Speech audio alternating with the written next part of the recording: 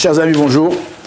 Toujours un honneur et un plaisir de venir à l'Yeshiva Yeshuat Yosef, de voir des Bachur Yeshiva, de voir des jeunes Français venir étudier la Torah à Jérusalem. C'est incroyable. Baruch Hashem, le monde est en train de déposer le bilan et il y a encore des gens qui sont là tranquillement en train d'étudier la Torah, comme si le monde, il n'y avait rien du tout dans le monde.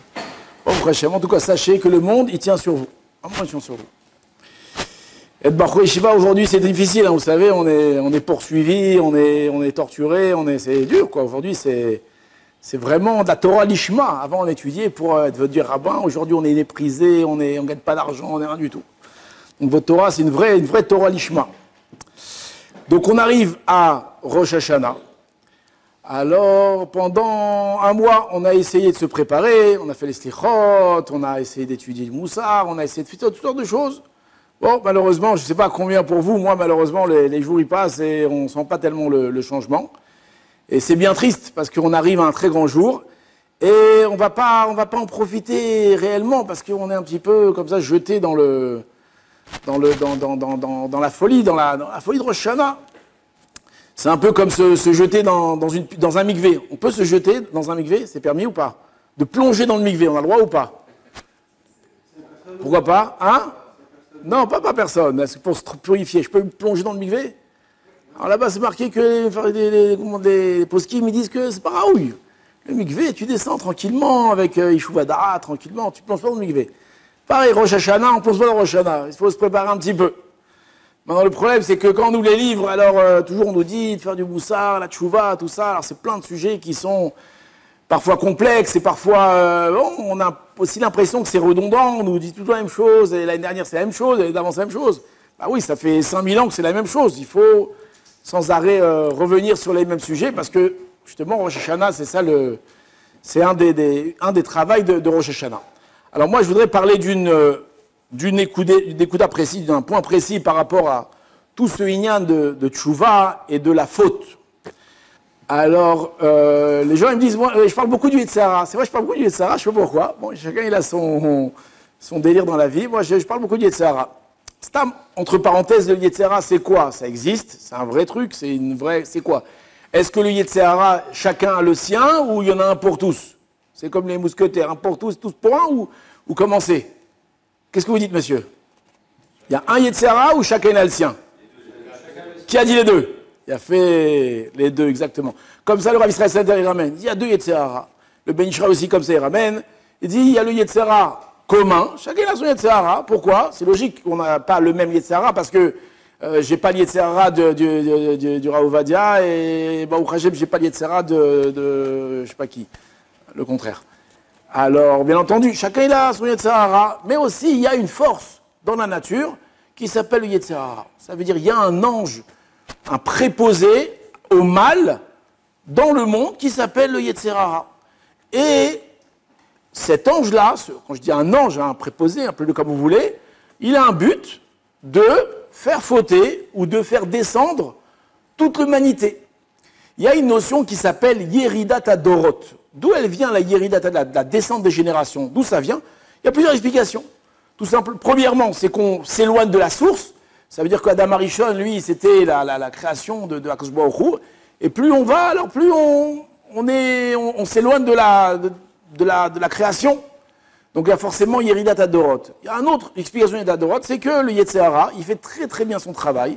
Et il réussit à chaque génération à faire descendre un petit peu et un petit peu et un petit peu, un petit peu.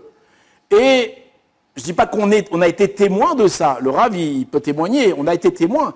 C'est que quand vous voyez les rabbanim ou les talmidei chachamim ou les gens qu'on a connus il y a 30 ou 40 ans, on a l'impression, c'est juste une impression, rassurez-vous, Baruch Hashem, lo alman Israël, il y a beaucoup de talmidei chachamim, il y a beaucoup de choses. Malgré tout, il y a des choses qu'on a entendues il y a 30-40 ans qu'on n'entend pas aujourd'hui. Il y a une certaine, on voit qu'il y a une hérida, il y a une perte. Et lorsqu'on lit les livres d'histoire, alors on voit qu'il y a 70, 80 ans, 100 ans, 150 ans, 200 ans, alors c'était un autre niveau, c'était autre chose. Quand on ouvre les livres des Rishonim, d'Acharonim et des Rishonim, on voit que la Torah qu'ils avaient, la limpidité, comme ça on dit, limpidité, ça se dit, la la clarté des choses, la connaissance de Dieu qu'ils avaient, elle était très profonde. Et c'est des choses qu'on n'arrive pas à atteindre. Donc on voit que même Yetzirah, il a réussi, il a une irida de droite. Pour ça, on va ramener un Chovot Alevavot qui est incroyable. Maintenant, le Yetzirah, donc, c'est un ennemi commun et un ennemi que chacun a, et on doit se battre contre lui. Maintenant, cet ennemi, comme le Messilat Yesharim, il ramène, c'est un ennemi qui ne s'arrête pas. C'est pas quelqu'un qui prend un repos, c'est pas un ennemi qui lève les mains et dit t'as gagné. C'est un ennemi qui se bat matin, midi et soir. Ouais, j'allais dire jour et nuit. Quand tu dors pas, quand tu es réveillé, quand tu fais quelque chose de bien, quand tu fais quelque chose de mal. Il est tout le temps avec toi, d'accord? Une fois, on avait fait un cours, on avait appelé le meilleur ami de l'homme, le meilleur compagnon de l'homme, celui qui t'accompagne partout où tu es, etc. Partout, il est avec toi. Des fois même, il t'encourage, des fois... Ouais, c'est un peu un bilboul ici, il nous prend un petit peu la tête. Maintenant, comme le ramène aussi la Yesharim, il y a une notion qui s'appelle Bohu Cheshbon. C'est Bohu Cheshbon là-bas, hein, que celui qui veut réussir à maîtriser son Yetzer, je ne dis pas le détruire, parce qu'on ne pourra jamais le détruire, parce qu'il grandit avec nous, alors il y a plusieurs choses qui sont essentielles. La première chose, le Messilat Yesharim, il ramène, tous les livres de Moussa, il ramène aujourd'hui. Alors, je ne dis pas que ça n'existe plus, ça existe, il y a des gens encore bien, le Rav, c'est sûr et certain que tous les soirs, il fait Cheshbon Nefesh. D'accord? Il vient de Cheshbon Nefesh, le fait de faire de calculer qu'est-ce que j'ai fait aujourd'hui, qu'est-ce que j'ai pas fait, comment je me suis comporté, comment... Alors, il y a bien d'un vrai Cheshbon Nefesh, où les gens le soir s'assoient, ils ont un carnet, ils analysent, comme il dit le Messilat Yesharim, comme un homme d'affaires qui a une société, tous les jours, il fait les comptes. Qu'est-ce que j'ai gagné et qu'est-ce que j'ai perdu? Qu'est-ce que j'ai fait de bien et qu'est-ce que j'ai pas fait de bien? Maintenant, vous allez me dire, c'est une chose extrêmement fastidieuse, pour dire un joli mot, et on n'a pas été habitué à ça, et on risque aussi de rentrer un petit peu dans la dépression, parce que si je commence à faire le calcul de tout ce que j'ai fait aujourd'hui, je vais être tout le temps dans le rouge. Bon, pas pour vous, mais il y a des gens... Ils vont tout le temps dans le rouge. Ils ont fait que des bêtises aujourd'hui. Ils ont fait que des bêtises. Il y en a, ça a dit comme ça. Hein? Ils ne voient pas le bien. Tu as raison. Peut-être c'est une vision erronée de ce qu'ils ont fait. C'est vrai. Tu as 1000 fois raison. Des fois, non. Des fois, les gens, ils font des ch'touillottes du matin au soir. Tu as raison. Les deux existent. Alors ça peut amener un peu aussi à la dépression. Ça peut... Bon, alvaï qu'on ait une dépression de ça. Aujourd'hui, on n'a pas de dépression. Aujourd'hui, on vit, et vous connaissez l'histoire avec le Rav Villay nous avait raconté, le Rav David Tettelbaum. Vous avez entendu parler de lui?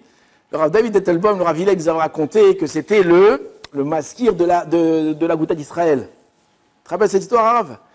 Le Rav Tettelbaum, lui, c'était un monsieur très, très sadique, très méticuleux dans chaque chose qu'il faisait. Et un jour, lui, il avait un monsieur qui venait tous les jours lui faire des remontrances par rapport aux fautes qu'il avait fait. Donc, il notait très minutieusement toutes les fautes qu'il avait fait comme ça. Et il y avait donc un bonhomme qui arrivait, il prenait la liste que le Rav il a fait comme ça, et il commençait à lui faire des remontrances. Maintenant, lui, c'est un sadique. Alors, c'est quoi les remontrances? C'est, oh là là, tu as fait un quart de minute de Bitul Torah. Alors, le Rav, il commençait à rentrer dans des... Non, j'ai un peu spolié l'histoire. En tout cas, un jour, il faisait des remontrances. Un jour, cet homme qui faisait des remontrances, il n'est pas venu. Voilà, c'est comme ça qu'il faut raconter. Il n'est pas venu, il a été très embêté. Qui va me faire des remontrances aujourd'hui?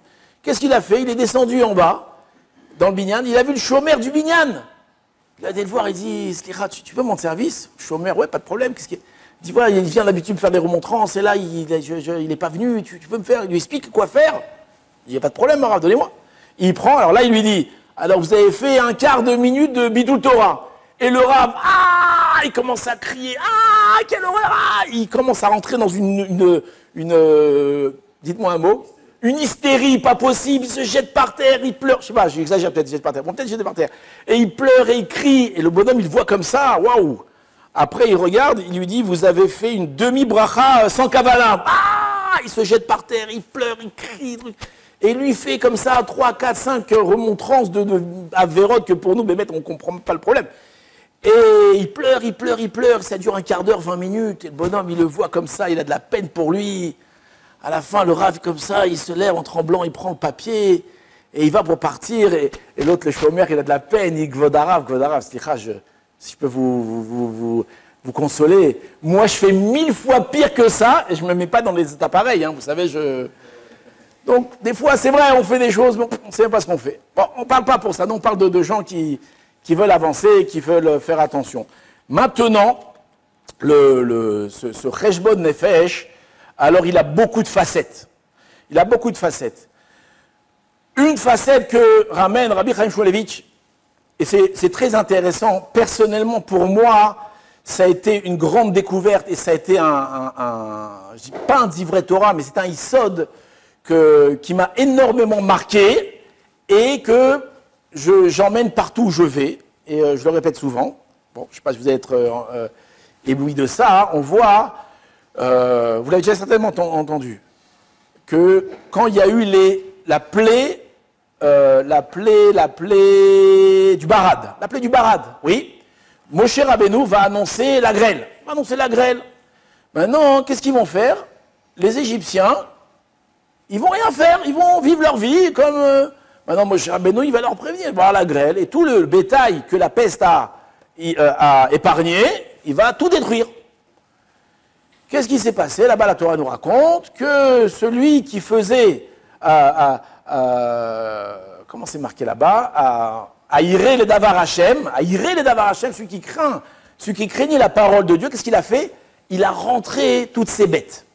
C'était qui ce personnage qui craignait la parole de Dieu? Vous le savez, vous le connaissez, oui? C'était Yov. Yov, d'accord? D'où on sait, enfin pas d'où on sait, mais Yov, lui, c'est lui qui va fournir les chevaux à Pharaon pour poursuivre le Ham Israël dans la mer. Ouais, Pharaon, il va prendre des chevaux, il va poursuivre. Ben, d'où il a eu des bêtes? Toutes ces bêtes-là, elles sont mortes. Dans toutes les plaies, la peste, la grêle, tout ça, elles sont mortes. Où il y avait des chevaux? Qui avait des chevaux? Yov, il avait des chevaux. Et donc Yov va donner ses chevaux à qui? À Pharaon pour aller poursuivre le Ham Israël. Comme les Mefarshim expliquent que Yov, c'était un tzaddik, mais c'est un sonné Israël. C'est un sonné Israël. Et donc, bon, si on peut faire du mal au Israël, alors on fait du mal à Israël. Et c'est lui qui va donner les chevaux. Maintenant, le verset nous dit, Rabbi Chaim Shmulevitch, on voit que comment est-ce qu'on l'appelle Yov, comment ça s'appelle? Je ne me rappelle plus du pasouk, arabe, à Samlev, non, comment c'est marqué? À Yaré, mais un autre pasouk après qui dit à Samlev.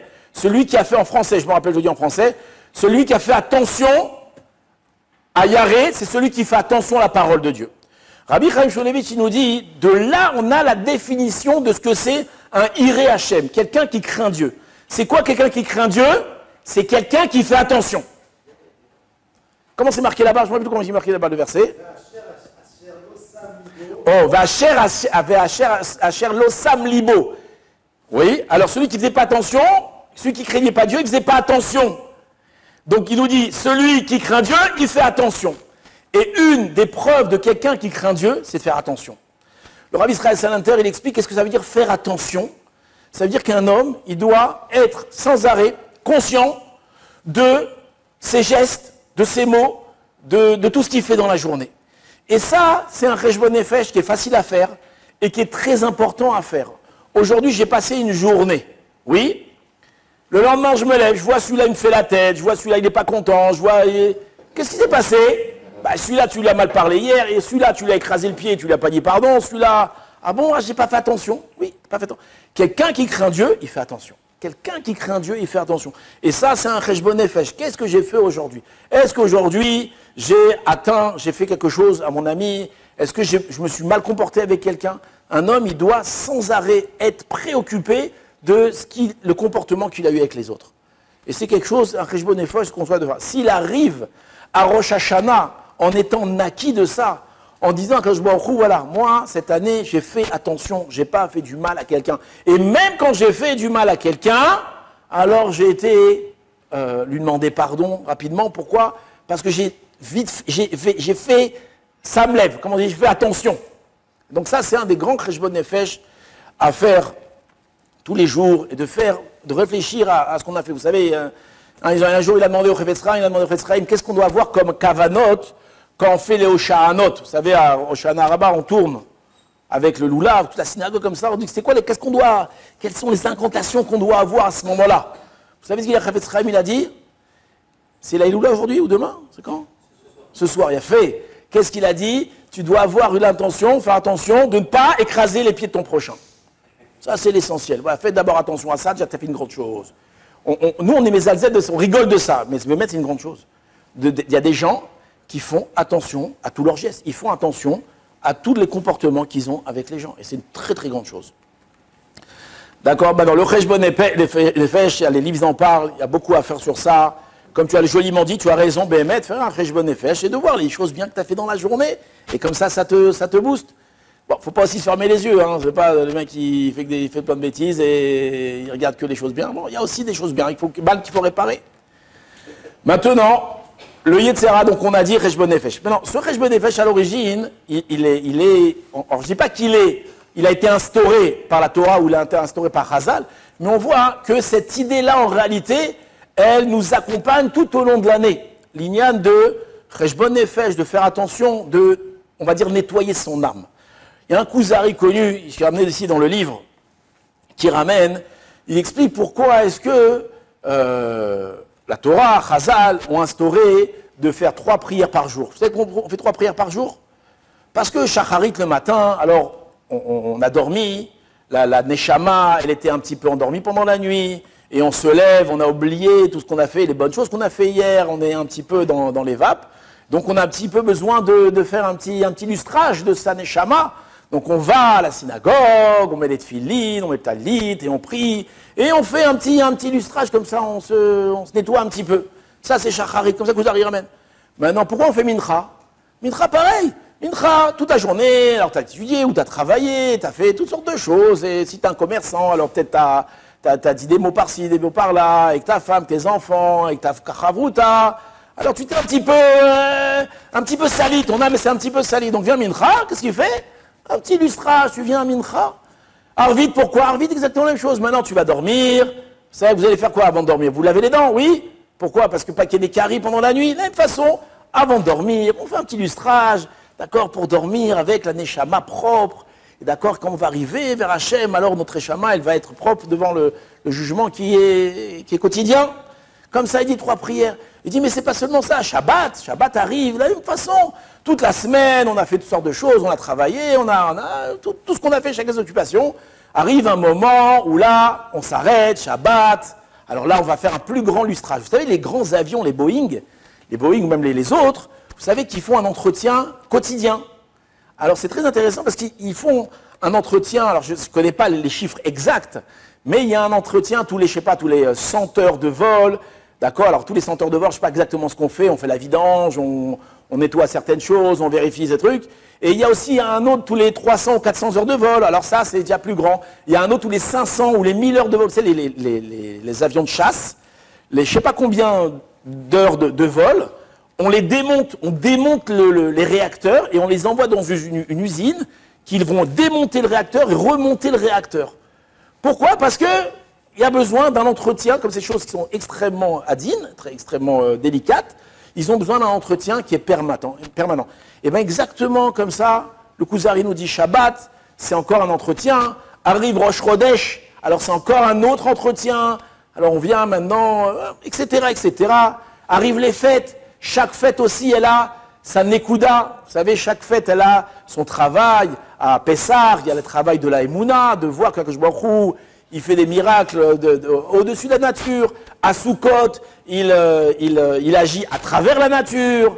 Shavuot, la Torah, c'est elle qui va diriger le monde, qui est cette Torah, etc. Chaque fête, chaque période de la vie d'un juif, elle est faite de tachana, station, pour venir faire un petit lustrage. Rabbi Yerucham de Mir, il nous dit que ce lustrage, il est nécessaire. C'est comme un engrenage, un mécanisme. Si tu n'enlèves pas la poussière du mécanisme, à la fin, alors il marche moins bien. Il s'enraye, très joliment dit. Il s'enraye. Donc on voit que ce lustrage, il est nécessaire. Comme ça, Rosh Hashanah, comme ça, le Rabbi Yerucham, il ramène. Maintenant, alors il y a des stam ici, j'ai remarqué un petit truc ici. L'entretien, il est très important. Et aussi par rapport aux midot. Comme on a dit par rapport juste avant, on a dit l'entretien de midot, de faire attention, comment s'est comporté, les mots qu'on a dit tous les jours. Et c'est important de vite, lorsqu'on a fait une bêtise envers quelqu'un, de vite réparer. Pourquoi? Parce que c'est comme les mauvaises herbes.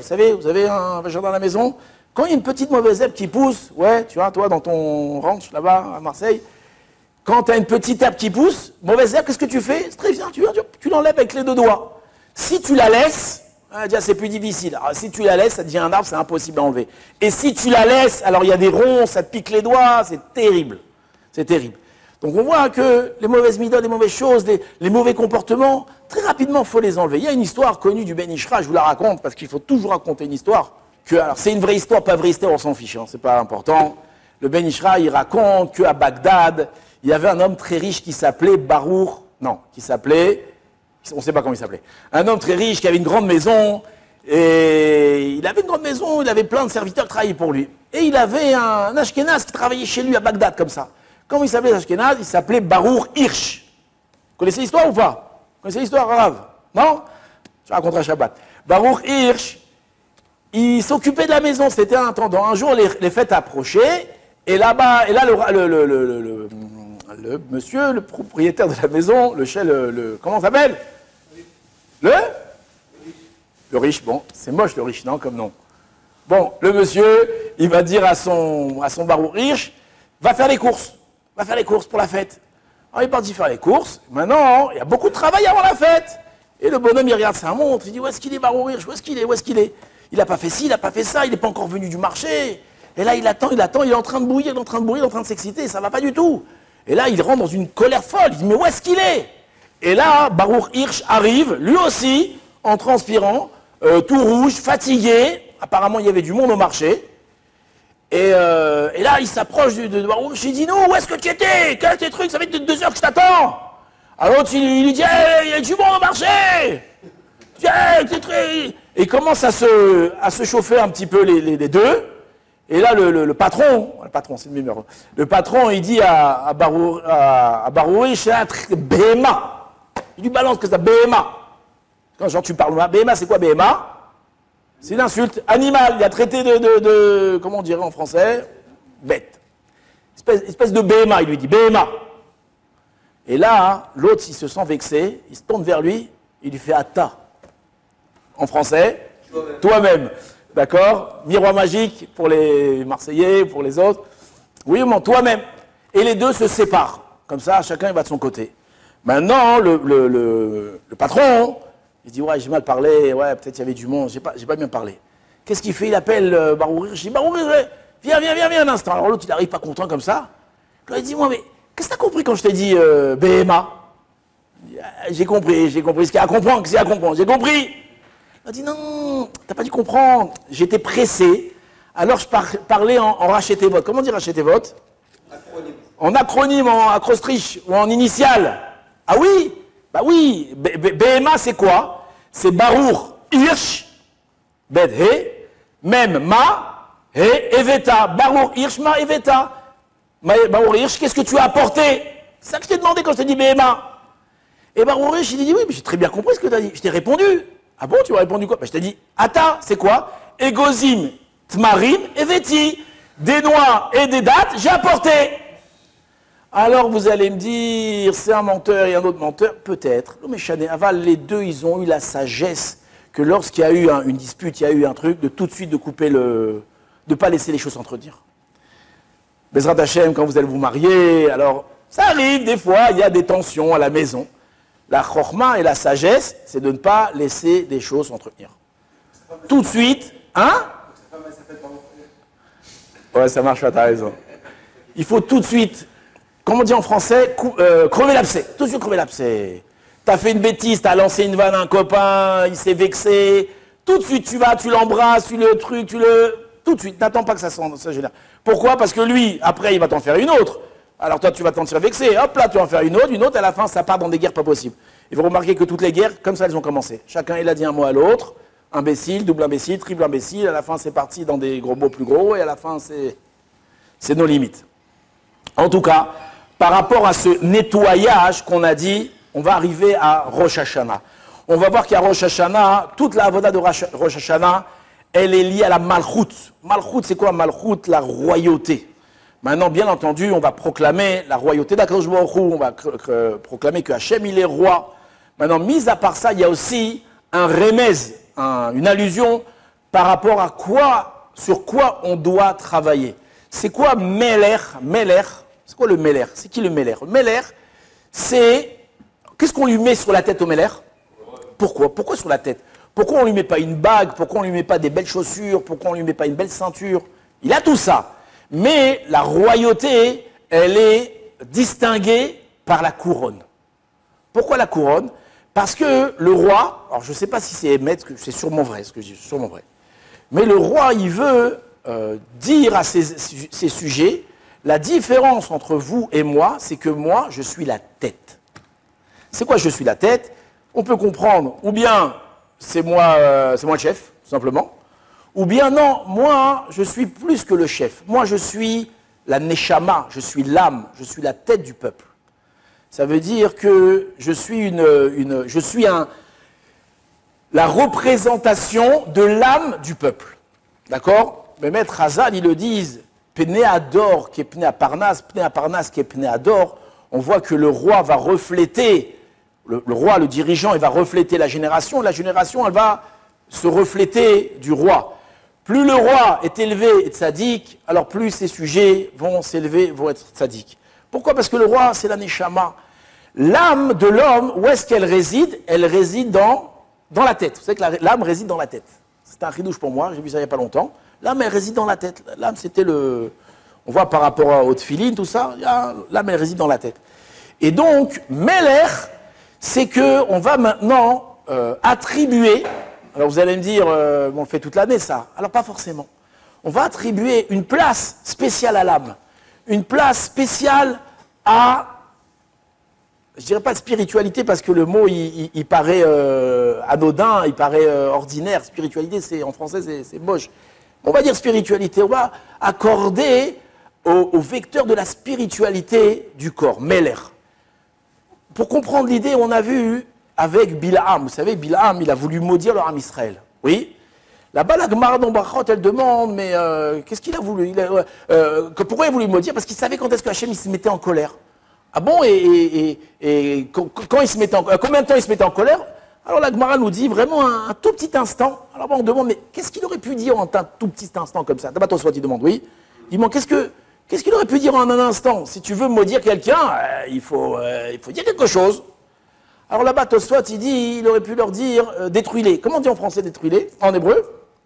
Kalem. Kilam, Kalem, Kelam, Kalem.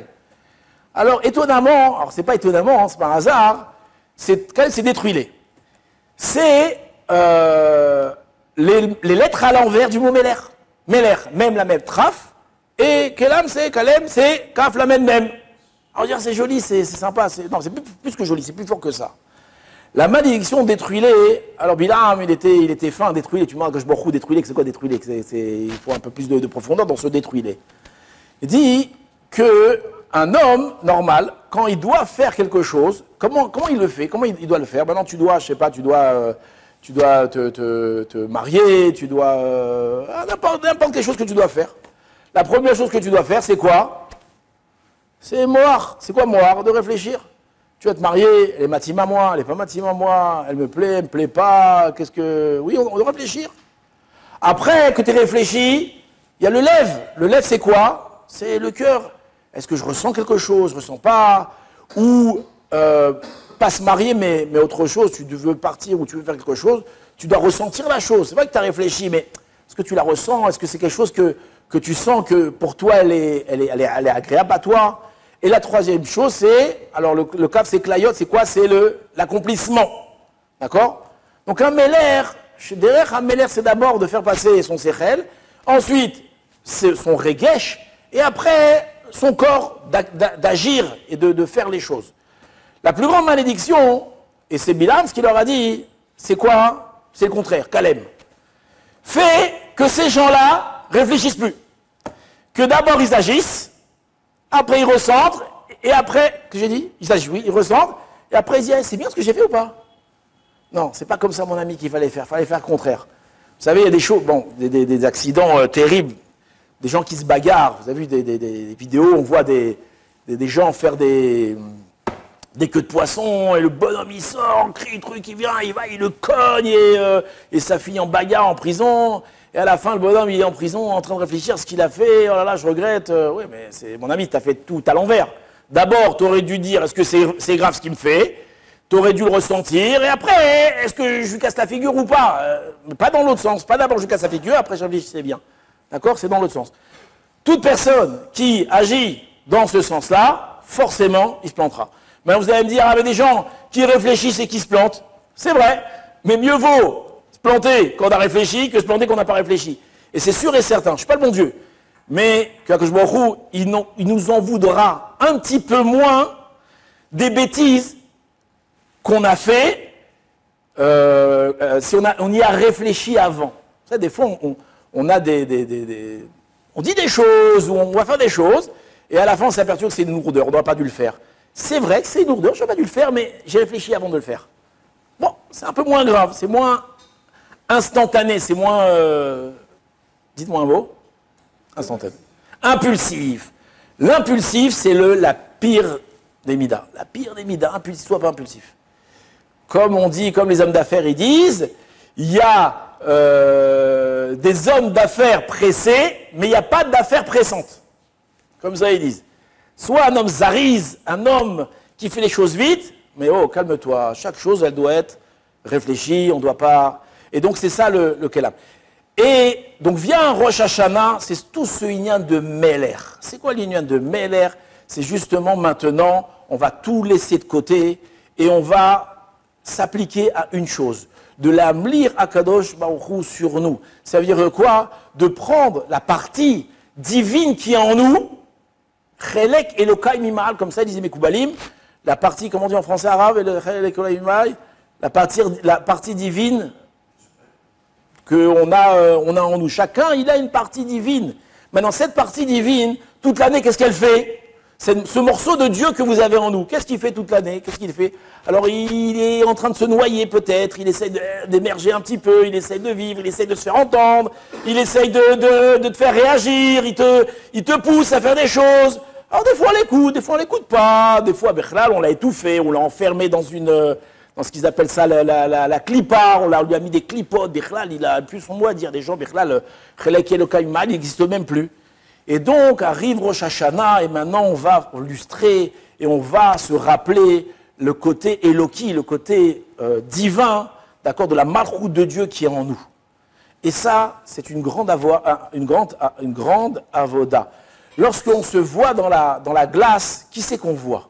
Vous avez déjà vu dans une glace? Hein? Qu'est-ce qu'on voit dans une glace quand on est face à une glace? Qu'est-ce qu'on voit? Ah, elle est religieuse, Hachem. Ah, elle est religieuse, Hachem. Tu vois Hachem?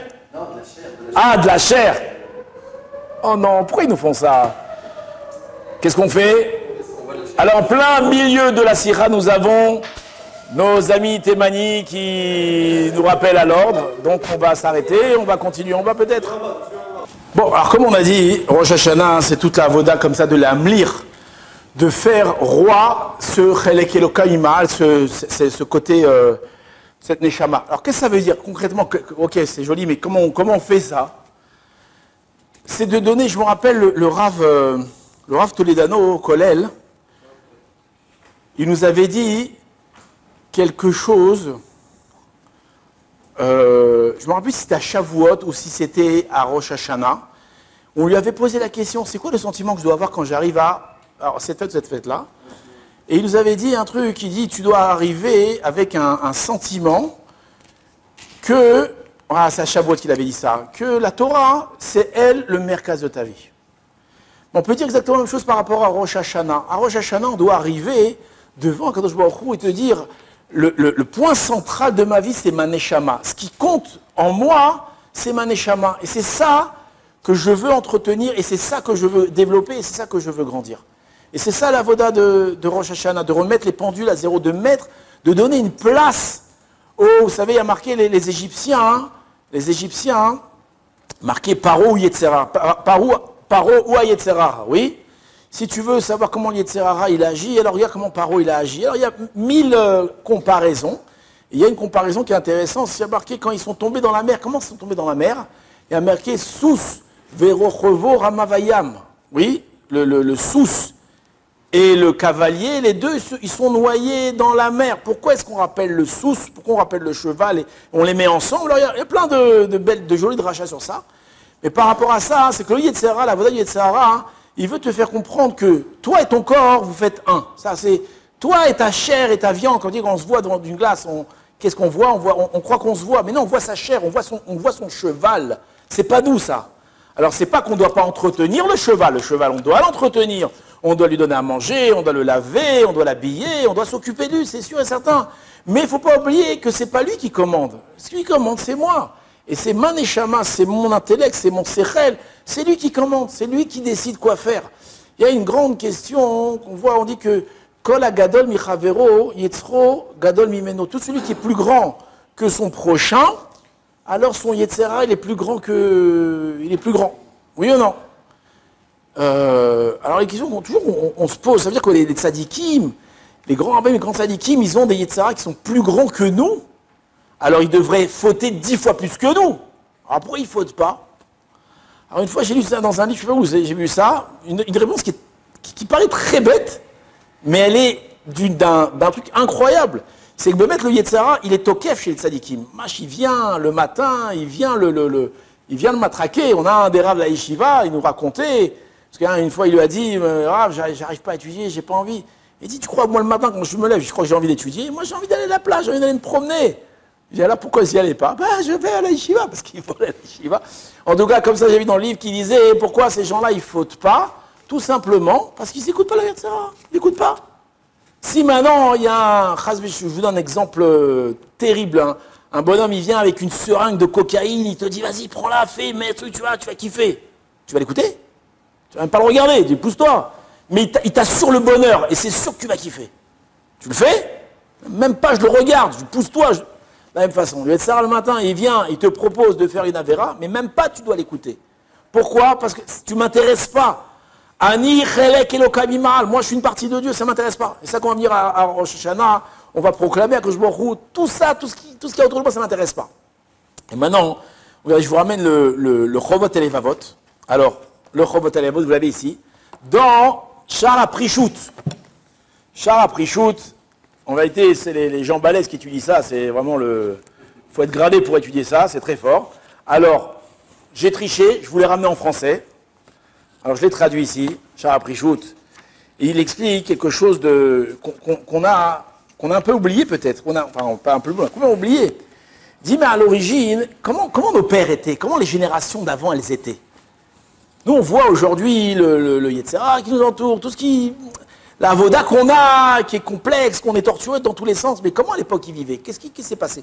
Et aussi par rapport à Yeridat Adorot. Alors ici, il ramène, donc, Shar HaPrishut, Perek Shtaim, Perek 2.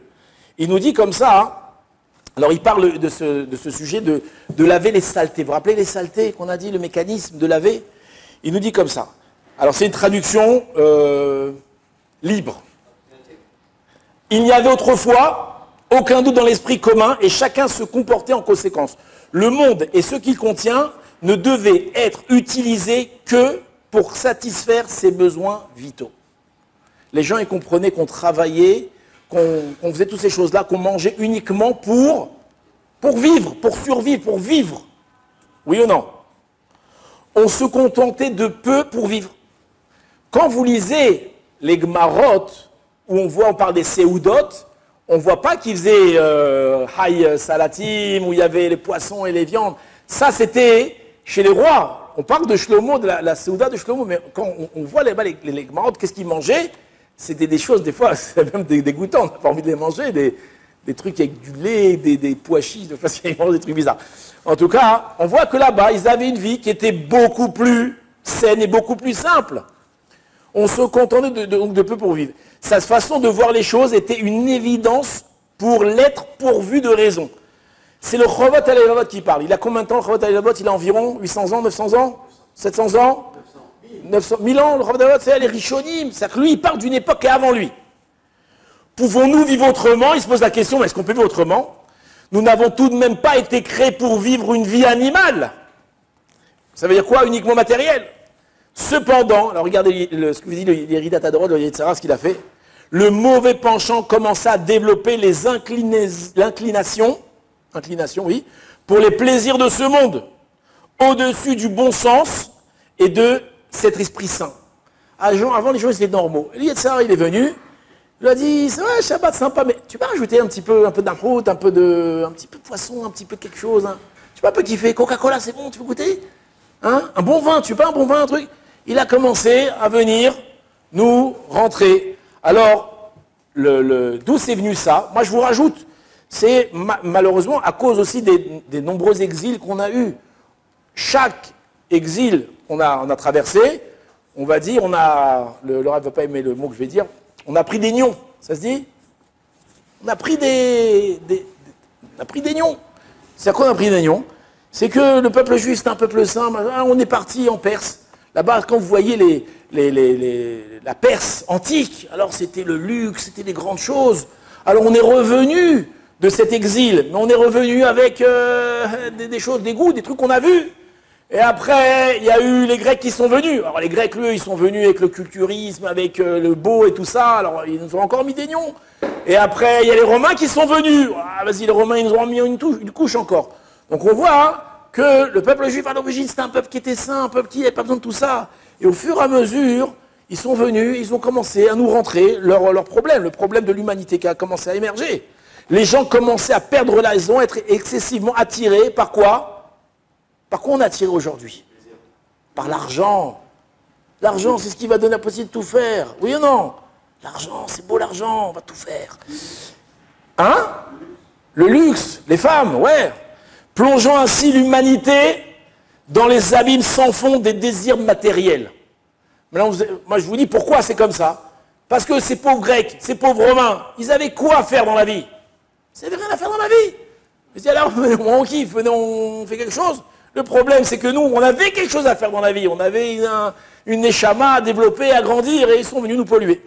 L'homme devint alors prêt à redoubler d'efforts dans son travail, ne voyant que très peu sa femme ou son mari, enfant, a subi parfois des pires souffrances. Ça, c'est très actuel. Le stress, la déprime, le sentiment d'échec, la solitude, tout ce que tu es prêt à faire pour avoir encore, pour satisfaire ses désirs sans cesse renouvelés. En effet, toutes ces choses auxquelles il aspire ne sont pas faciles à acquérir. Et lorsqu'il n'arrive pas à les posséder, quand on n'arrive pas à avoir de l'argent pour faire tout ce qu'on veut faire, qu'est-ce qu'on fait? Alors, il maltraite son esprit à force de chercher des idées, des assises pour les obtenir. Comme tu as dit, on vole, on fait des embrouilles. Il ne pense qu'à cela, il est obsédé. Cette quête matérielle devient sa Torah, sa religion. Sa vérité. Oui ou non? Lorsque vous écoutez alors les grands penseurs de la génération qui parlent du monde religieux et ils disent mais si les religieux ils continuent à étudier, alors qu'est-ce que le pays va devenir et qu'est-ce qu'on va tous devenir? Pourquoi? Parce que la seule truc qu'ils regardent, c'est la calcala, mais ils se disent pas, si les gens étaient un petit peu plus religieux, peut-être il y aurait un peu plus d'équilibre dans ce pays ou dans le monde, Birlal. Est-ce que les gens ils seront un peu plus normaux? Est-ce que les enfants seront un peu plus normaux? Est-ce que ça change beaucoup de choses? Non, l'essentiel c'est l'argent, l'essentiel c'est la réussite matérielle. Il est persuadé que ces chemins totalement égocentriques sont la voie normale et incontournable. Tu ne travailles pas, tu es un parasite. C'est vrai ou pas? C'est le contraire en réalité. Il a du bon, et en plus de bon sens, il vient avec toutes sortes d'arguments. Ça s'amène, c'est l'équilibre, et on arrive logiquement à croire que le mal est le bien, et que le bien est le mal. Bien entendu, ici, le Rovot et le Vavot, il ne nous dit pas, n'allez pas travailler, vivez comme des ermites. C'est pas du tout, malheureusement, on a des besoins, on va se marier, nos femmes, nos enfants auront des besoins. Mais il ne faut pas oublier, c'est quoi l'essentiel? C'est quoi, qu'est-ce qu'on doit? Dans nos maisons, c'est quoi qu'on doit privilégier? Sur quoi on doit mettre l'accent? Le problème du Baal Tshuva, le problème du Baal Tshuva français, c'est qu'il vient avec tout un sac de lourdeur avec lui. Et il ne peut pas s'empêcher, à table, de parler, de manger et de parler de toutes sortes de bêtises. Le dimanche matin, quand on venait au Kollel, alors le Rosh Kollel, il venait nous crier dessus à nous les Français et dit « Mais qu'est-ce que vous avez besoin de raconter ce que vous avez mangé Shabbat? Mais qu'est-ce qu'on s'en fiche? Qu'est-ce que vous avez besoin? » Alors bien, toutes ces lourdeurs, on est atteint. Et malheureusement, ça nous fait perdre le bon cap. Si on laisse de côté, alors je ne dis pas qu'on ne doit pas kiffer, on doit kiffer, une belle table, Shabbat, tout, doit tout faire bien. Bien s'habiller, être propre, tout ça, mais ce n'est pas l'essentiel, c'est accessoire. Le problème, on met trop l'accent sur ça.